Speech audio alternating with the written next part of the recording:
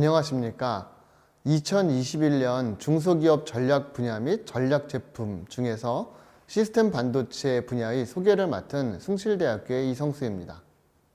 먼저 이제 시스템 분야의 반도체 분야에 대해 설명을 좀 드리자면, 시스템 반도체는 이제 주로 정보의 연산, 처리, 제어, 그리고 가공 기능을 담당하고요. IT 융합 제품에서 센서와의 조합을 통해서 전체적으로 필요한 작업들을 이제 자율적으로 실행 가능하도록 여러 가지 기능을 단일 칩에 통합하여서 만든 것이 이제 시스템 반도체입니다. 그래서 이제 시스템 반도체의 가장 큰 특징은 여러 기능을 단일 칩에 통합하는 것이 가장 크고요. 이게 왜 필요하냐 하면 4차 산업의 이제 핵심 기술로서 그 PC, 모바일뿐만이 아니라 자동차, 로봇, 에너지, 바이오 등 거의 모든 산업에서 그 데이터 연산이라든가 하드웨어 제어를 위해서 시스템 반도체의 그 수요가 급격하게 증가하고 있습니다.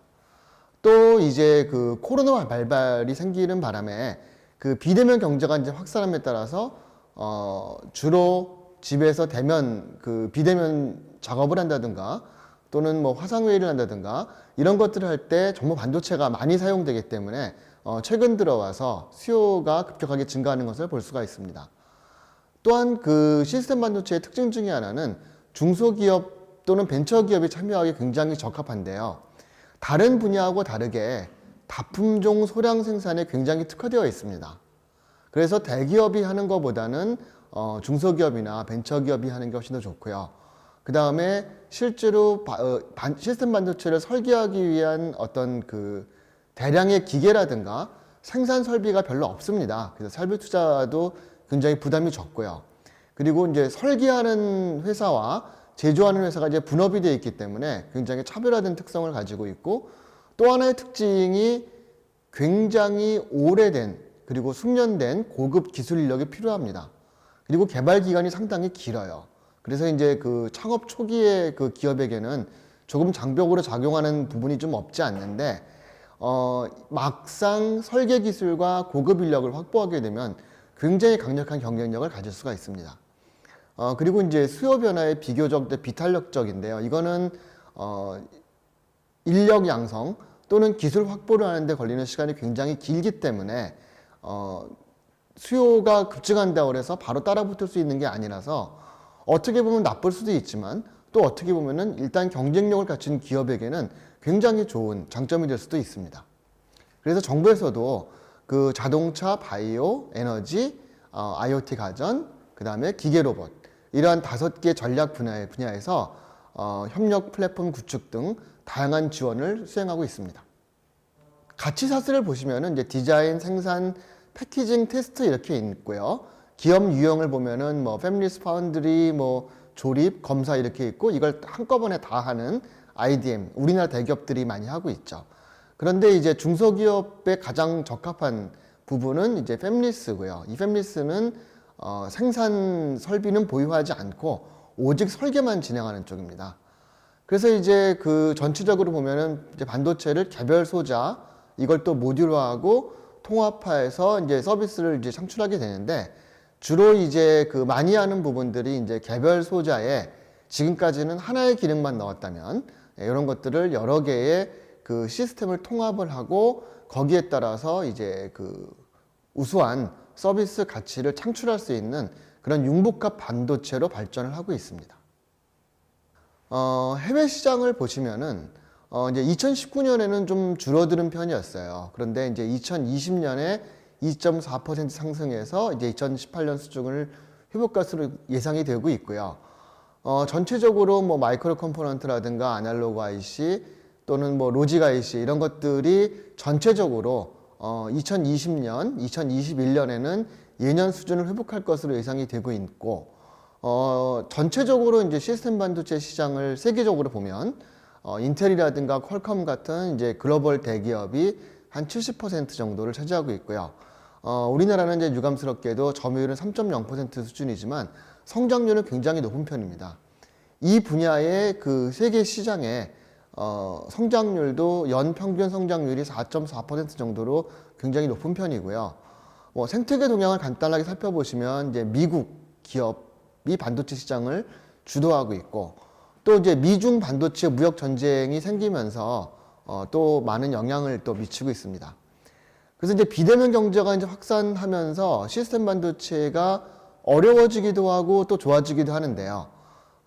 이제 재택근무라든가 이런 것들을 보면은 재택근무, 원격회의, 스트리밍 같은 경우에는 핵심 부품이라 굉장히 그 유리한 편인데, 또한 이제 인공지능이 이제 가속화가 됩니다.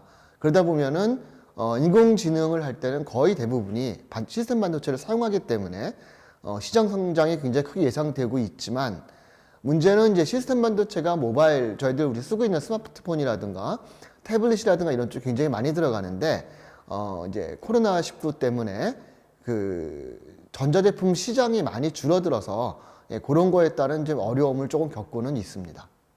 국내 시장은 전체적으로 뭐 세계 시장하고 비슷하게 요 연평균 한 4% 정도의 성장률을 보이고 있습니다. 코로나19를 감안한다면 이 정도의 성장률은 결코 낮은 게 아니고요. 상당히 좋은 편이고, 국내 그 시장이 2023년에 한 10조 정도를 저희가 예상을 하고 있습니다.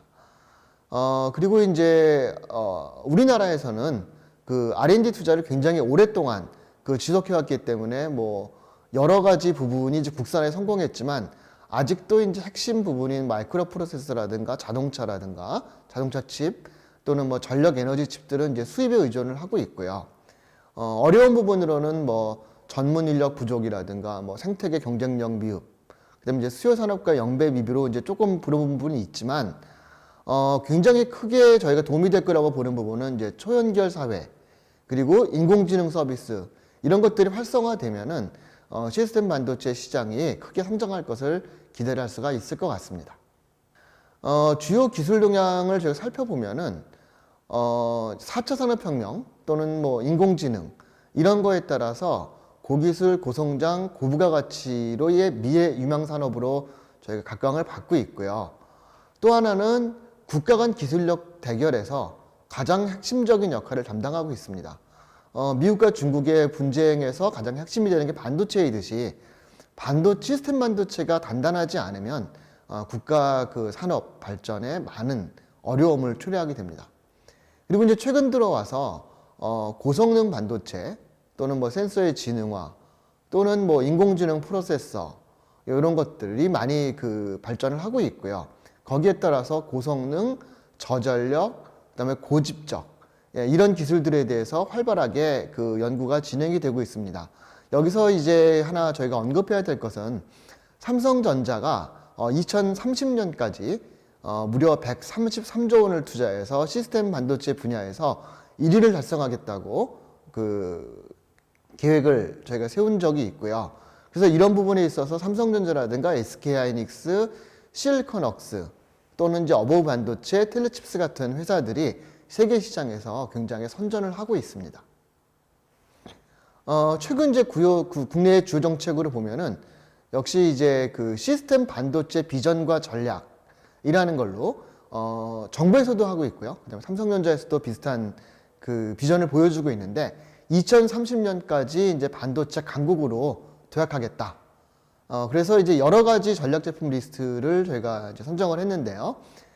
자율주행차 첨단 운전자 보조 시스템용 반도체, 그 다음에 상당히 관련이 있는 거죠. 헬스케어라든가 바이오용 반도체, 의료기기용 반도체, 또 오디오 시스템 반도체가 있고요. 그 다음 무선 충전 IC 및 모듈, 그 다음에 전력 반도체, 그 다음에 보안 솔루션 및 스마트 카드 IC, 요렇게 8개를 저희가 선정을 했습니다. 이제 각각의 아이템에 대해서 살펴보면요. 자율주행차 첨단 운전자 보조 시스템용 반도체는 그것이 이제 우리가 그 자동차에 쓰이는 자동차 부품을 만드는 부분을 전장이라고 얘기를 합니다. 전장 산업의 특성상 자율주행이라든가 에이다스 반도체는 협력 관계가 정립이 굉장히 중요하다. 특히 팹리스를 중심으로 상부 구조에서는 인공지능 알고리즘이라든가 데이터의 개발사들하고 협업을 해야 되고요. 그 다음에 이제 그 개발된 에이다스를 실제로 전장 모듈화할 전장 티어 업체, 그 다음에 이제 이것을 직접 실차에 적용하고 검증할 OEM, 즉 이제 완성차 제조사죠. 예, 이런 것들의 전폭적인 협력이 굉장히 필요하고요. 전체적으로 보면은 이제 한국에서는 뭐 삼성전자, 그다음에 SK 하이닉스 시스템 IC, 그다음에 뭐 네이버랩스, 넥스칩, 그다음에 여기에는 뭐 텔레칩스라든가 이런 여러 회사들이 그 이 부분에서 굉장히 열심히 활약을 하고 있습니다. 그러니까 헬스케어 기기용 시스템 반도체를 보시면 전체적으로 헬스케어 산업에서 필요한 시스템 반도체는 고성능화, 지능화, 저전력화, 소형화를 위해서 그 많은 기술을 개발을 하고 있습니다.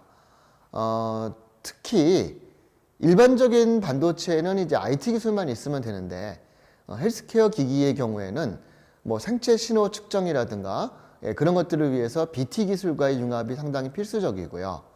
그 다음에 그 이제 헬스케어 기기 중에 상당수가 인체에 부착이 됩니다. 그러니까 그 인체에 꽂히진 않기 때문에 비침습이라고 이야기는 하는데요. 그래도 인체에 부착되기 때문에 뭐 피부에 자극을 굉장히 적게 하는 재료라든가 또는 굉장히 유연하게 할 수 있는 전극이 그 휘어지는 전극이라든가 이런 다양한 소재 산업하고도 굉장히 밀접한 관계가 있습니다. 그래서 이제 이런 것들이 업계에서만 하기는 쉽지 않기 때문에 정부가 나서서 업계가 이제 협업을 굉장히 많이 지원을 하고 있고요. 보면은 이제 이런 분야에 있어서 그 핵심 플레이어 중에 하나가 해외에서 이제 애플이라든가 또는 구글이라든가 알리바바라든가 이런 어떻게 보면 반도체랑 별로 관계가 없을 것 같은 회사들이 굉장히 많이 헬스케어 기기용 시스템 반도체 쪽에 그 많은 투자를 하고 있습니다. 우리나라에서도 삼성전자가 하고 있고요. 그 다음에 이제 헬스케어 기기를 만드는 회사들이 시스템 반도체 쪽에 좀 관심이 있는데 이게 뭐 인바디라든가 웰트라든가 뭐 텔레필드, 뭐 스마트 사운드, 그다음에 엘메카 뭐 이런 회사들이 이제 많은 노력을 기울이고 있습니다. 바이오용 반도체의 경우는 바이오는 헬스케어랑 다르게 굉장히 그 규모가 좀 큽니다. 예, 그래서 바이오라든가 나노의 융합 분야에 대규모 그 정부 지원을 통해서 국책과제를 통해서 바이오칩 개발을 지원을 하고 있고요. 그 다음에 이거는 정말 뭐 소재부터 시작을 해서 뭐 BT, 그 다음에 의학, 뭐 전자, 심한 경우는 뭐 심리학이라든가 생물학 이런 것들이 전부 집약되는 굉장히 큰 산업이기 때문에 초기 개발 비용이 굉장히 많이 듭니다. 그리고 대상을 사람과 생명을 대상으로 하다 보니 어떤 규제라든가 이런 것들이 많이 적용될 수밖에 없어요. 그래서 이제 그런 거에 대한 리스크가 있는데 다행스럽게도 우리 정부가 이런 부분의 문제점을 잘 알고 있고 지속적으로 어떤 규제를 개선한다든가 또는 뭐 대규모 R&D를 지원한다든가 하는 식으로 많이 이제 지원을 하고 있습니다. 그리고 이제 그 뭐 코로나19 영향도 있지만 이제 많은 부분이 현장 검사라든가 이제 신속 진단 검사 중심으로 빠르게 진행되고 있습니다. 이제 그러다 보니까 이제 현장에 들고 다닐 수 있을 정도로 굉장히 초소형, 그다음에 초고속, 그다음에 고정밀 기능을 이제 중점적으로 개발을 해야 되고요. 핵심 플레이어를 보시면 그 우리나라의 경우에는 뭐 삼성전자, 그다음에 이제 중소기업으로는 뭐 TNS, ST 바이오센서, 마크로젠, 나노엔텍, 뭐 옵토레인, 프로테오젠 이런 회사들이 굉장히 많은데 우리나라가 이제 바이오 칩 그러면 사실 바이오 플러스 칩인데 바이오 부분에 굉장히 강세를 가지고 있고 이 기세를 몰아서 칩을 개발하면은 크게 성공할 수 있을 것이라 생각이 됩니다. 의료기기는 특성상 굉장히 진입장벽이 높아요. 그러니까 사람의 생명을 직접적으로 다루는 바이오보다 훨씬 더 많이 다루기 때문에 쓰던 것만 계속 쓰는 그런 높은 진입장벽이 있는데 이제 그래서 그 의료기기용 시스템 반도체의 가장 중요한 전략은 현재 나와 있지 않은 신기술을 사료 개발해서 신규 시장을 선점하는 게 중요합니다. 그러니까 신규 시장을 선점하는 회사가 끝까지 가는 그런 경향이 조금 있고요. 그리고 실제로 우리나라가 지원을 적게 하는 것은 아닌데 해외 선진국이 정말 이 분야에 있어서 어마어마한 지원을 합니다. 그래서 이제 경쟁을 할 적에 조금 저희가 아쉬운 부분이 좀 있고요. 그리고 역시 바이오와 마찬가지로 협업 지원이라든가 관련 제도 등의 그 개선이 좀 필요한 상태입니다. 그리고 역시 또 다양한 제품에 대한 이제 기술 융합이 요구되기 때문에 기존에 있는 이제 의료기기 업체와 이제 협업을 통해서 기술 개발을 이제 진행을 해야 될 것 같고요. 우리나라의 핵심 플레이어로는 이제 SK하이닉스, 삼성종합기술원, 삼성의료원, 그다음에 이제 오스템 임플란트, 덴티움, 네오 이런 회사들이 열심히 일을 하고 있습니다. 오디오 시스템 반도체는 우리가 생각하는 그냥 그 소리를 듣는 오디오가 아니고요. 일반적으로 이제 뭐 커넥티드 카라든가 자율주행차, 스마트홈, 스마트워치 등에서 주로 이제 음성 인식 기술 쪽에 이제 포커스를 맞춘다고 보시면 되겠습니다. 그래서 이제 그 저희들 스마트폰에 보면은 많은 그 음성 그 인식 프로그램들이 있죠. 그러니까 이런 것들을 반도체로 해야 되는데 우리나라는 좀 많이 이런 부분 좀 지원이 좀 필요한데 아직은 이 부분에 좀 지원이 활성화되어 있지 않아서 최근 많은 그 투자를 하려고 노력을 하고 있습니다. 특히나 이 부분은 이제 자동차에서 운전을 하게 되면은 다 명령을 음성으로 내릴 수밖에 없기 때문에 그 자동차 관련 시장의 성장률이 굉장히 높게 나타나서 완성차 업체와의 협력이 굉장히 중요합니다. 그래서 이제 뭐 그 국내에서는 삼성전자, LG전자, SK텔레콤, 그다음 BSE라는 회사가 이제 열심히 이쪽 분야에서 연구를 하고 있습니다. 무선 충전 IC 및 모듈의 경우는 이제 실제로 보면은 이제 유선 충전이 굉장히 불편하기 때문에 그 무선 충전을 많이 해야 되는데 이런 부분에 있어 가지고는 이제 많은 특징 중에 하나가 특정 모바일 AP, 예를 들어서 뭐 애플이라든가 삼성이라든가 퀄컴의 AP의 맞춤형으로 저희들이 이제 컴패니언 칩이라고 얘기를 하거든요. 그래서 이런 부분들이 연결이 되는 경우가 많아서 AP 제조사와 이제 협업이 바람직한데 다행히 우리나라에도 굉장히 큰 AP 제조사가 있습니다. 그래서 이런 협업을 통해서 많이 하려고 그러고 이제 한국에서 상당히 강세를 갖고 있는 부분 중에 하나입니다. 국내에서는 뭐 네이버라든가 삼성리서치, LG전자, 카카오, 뷰노, 뭐 셀바스, 코노랩스 이런 회사들이 열심히 일을 하고 있습니다. 전력 반도체의 경우는 이제 실제로 주로 사용되는 게 모바일 기기, 그 다음에 자동차 이쪽으로 나눠지게 됩니다. 두 개가 상당히 이제 성격이 좀 다르긴 한데요. 이제 핵심 부품인 전력 소자 저희가 파워 디바이스라고 하는데 이제 그 작은 트랜지스터 한 개를 이야기합니다. 근데 요게 이제 특수 소재를 사용을 하기 때문에 뭐 실리콘 카바이드라든가 또는 갈륨 나이트라든가 하는 그런 소자들을 정부 주도로 많이 개발을 해 놨고요. 그 다음에 이제 뭐 전기 자동차라든가 로봇이라든가 드론들에 많이 사용이 될 거고, 요 전력 반도체의 특징 중에 하나가 소자, 칩, 모듈, 신뢰성 이 네 개가 다 맞아야 됩니다. 그런데 이제 한 회사가 다 할 수가 없기 때문에 이 회사들이 이제 분업 관계를 잘 이루어서 하는 것이 굉장히 중요하고요. 그 다음에 이제 우리나라에서는 현대자동차가 이쪽에 상당히 신경을 쓰고 있고요. 그 다음에 뭐 에스파워 테크닉스, 뭐 광전자, KC, IA, 뭐 트리노 테크놀로지 이런 회사들이 이제 주로 그 자동차용 전력 반도체가 굉장히 부가가치가 높기 때문에 이쪽으로 많이 집중을 하고 있습니다. 그다음에 이제 보안 솔루션이라든가 이제 스마트 카드의 경우는 시장이 굉장히 넓어요. 그러다 보니까 고가, 저가 시장을 이제 구분해서 각각에 맞는 최적화된 제품을 잘 개발을 해야 되고요. 그 다음에 이제 중국이 이 분야에서 상당히 치고 들어오는 부분이 있는데 차별화되기 위해서 이제 로열티 프리이면서도 고부가 가치인 그런 제품을 통해서 수익을 좀 올려야 되겠고요. 그 다음에 이제 한국이 정보 보안은 굉장히 잘합니다. 그리고 IoT 기기도 많이 깔려 있기 때문에 이런 연계를 통해서 그 제품 개발을 하면은 경쟁력이 강화될 거라고 보이고요. 현재 핵심 플레이어는 뭐 국내에서는 삼성전자, 그 다음에 뭐 EWBM, 네오와인, ICTK, IH 테크놀로지, 뭐 코나이 이런 회사들이 많은 활약을 하고 있습니다. 자, 지금까지 저희가 시스템 분야에 대해서 살펴보았는데요.